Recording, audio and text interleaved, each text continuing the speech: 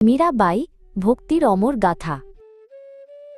মীরাবাই রাজস্থানের মেরতা দুর্গে জন্মগ্রহণ করেছিলেন।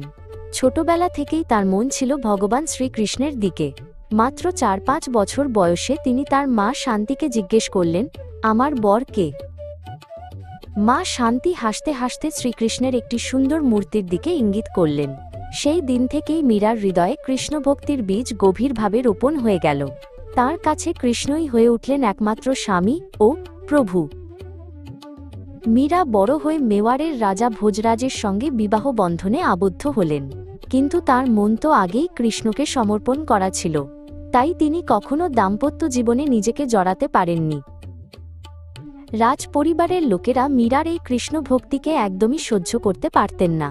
তিনি রাজসভায় না গিয়ে মন্দিরে ভজন গাইতেন, সাধারণ ভক্তদের সঙ্গে মিলেমিশে থাকতেন। দুঃখজনকভাবে মীরার স্বামী ভোজরাজ একসময় যুদ্ধক্ষেত্রে মারা গেলেন। এরপর মীরার উপর অত্যাচার আরও বেড়ে গেল। রাজপরিবারের সদস্যরা তাকে নানাভাবে কষ্ট দিতে শুরু করলেন। তাকে প্রাণে মারার জন্য একবার বিষের পেয়ালা দেওয়া হয়েছিল, কিন্তু মীরা শ্রীকৃষ্ণ বলে সেটি পান করতেই সেই বিষ অমৃত হয়ে গেল। সবাই অবাক হয়ে দেখল। আর একবার তার বিছানায় একটি বিষাক্ত সাপ ছেড়ে দেওয়া হয়েছিল, কিন্তু কৃষ্ণের কৃপায় সেই সাপ মুহূর্তেই ফুলের মালায় পরিণত হল। মীরা নির্ভয়ে সেই মালা হাতে তুলে নিলেন। এমনকি তাকে কাঁটাযুক্ত শয্যা দেওয়া হয়েছিল, কিন্তু কৃষ্ণের অলৌকিক শক্তিতে তা সঙ্গে সঙ্গেই কোমল ফুলে ভরা বিছানায় পরিণত হল। এই অলৌকিক ঘটনাগুলো দেখে মানুষ বুঝতে পারল মীরা কৃষ্ণের প্রিয় ভক্ত।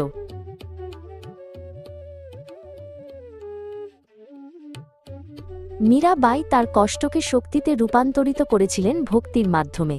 তিনি অসংখ্য পদ, ভজন ও কবিতা রচনা করেছিলেন, যা আজও সারা ভারতবাসী গেয়ে থাকে। তার গানে ছিল শ্রীকৃষ্ণের প্রতি অপরিসীম প্রেম।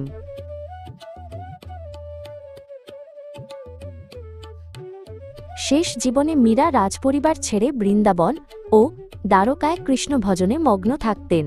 একদিন দ্বারকার মন্দিরে কৃষ্ণমূর্তির সামনে ভজন গাইতে গাইতে তিনি কৃষ্ণের সঙ্গে লীন হয়ে গেলেন। শুধু তার ওড়না শ্রীকৃষ্ণের মূর্তির গলায় জড়ানো অবস্থায় পড়েছিল।